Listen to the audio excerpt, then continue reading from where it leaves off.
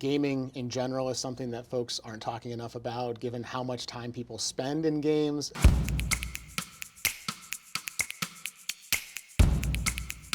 I'm Stephanie Paterick, editor-in-chief of The Current, and we have a very special guest in the studio today. Nathan Lindberg is head of U.S. brand partnerships at Overwolf, and you are steeped in the gaming space. Consumers spend $50 billion a year in the U.S. alone. I can only assume this is why you wore these pants. We'll try to take a little bit of it, add it in there for sure, yeah. It's a huge space.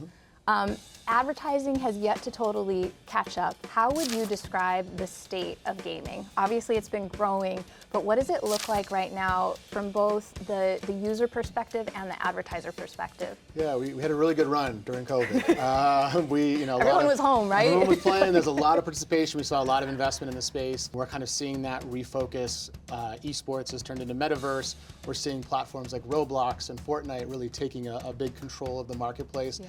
Gaming is moving from an iterative narrative, kind of linear-based content into a world of social channels, right? And this idea of just hanging out with your friends while playing games. So we're seeing kind of a change in habits and consumption.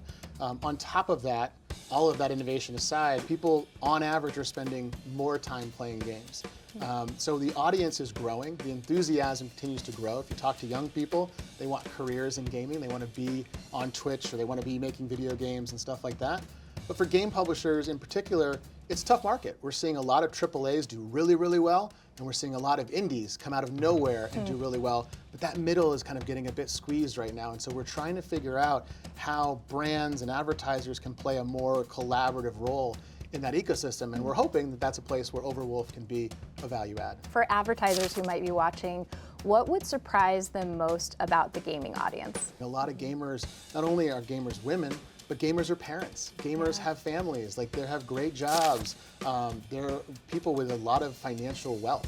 And so we're seeing a lot of folks leaning in now, and when they look at the data, and the data tells them the story, and they get past the mindset or the preconceived notion of who they were friends with in middle school or who was the gamer in high school, and they look into the data now, they realize that gaming is kind of a ubiquitous part of people's daily lives. And so I think that is the biggest aspect of this from my perspective, is getting past preconceived notions to actually realize this is people who are very, very valuable for advertisers. There's also been a generational change, because when I was young, and I was a kid in the 80s and 90s playing Nintendo, it had just come out, and my parents were not playing it with me. It was just something the kids were doing. We don't know what that's about. But now, my son just got a Switch, and he wants me to race him in Mario Kart. He and my husband are playing things together. Can you talk a little bit about that social and sort of like multi-generational aspect that we maybe didn't see in the earlier days? Yeah, I think it comes down to that exact point, right? If you talk to someone who's a lifelong baseball fan, they could be 130 years old, right? A lifelong basketball fan, 80, 90 years old, right? These are industries that have been around for multiple generations. If you're a lifelong gamer, like us, I mean, maybe you're in your 40s or 50s. Like, there isn't been that many generations that have grown up with gaming as a part of their experience. So it is harder for folks to understand that, folks in the C-suite to go, okay, I get it, because maybe they didn't see a console until they were in high school or college or even out of college. And so I think that idea of growing up and playing games, then having that ability to take a beloved character like Mario and play Mario with your kids is actually a really great way for cross-generational opportunities to exist, and that's the beauty of video games. It's the fact that not only does it apply generationally, it impacts itself globally, right? Mario, Zelda, all these games, they're the same in the US as they are in every other country. I want to talk about the next phase of growth for gaming. So we find in a lot of ways consumers shift to new types of platforms and media ahead of advertisers. I think about 5% of digital ad spend goes to gaming right now.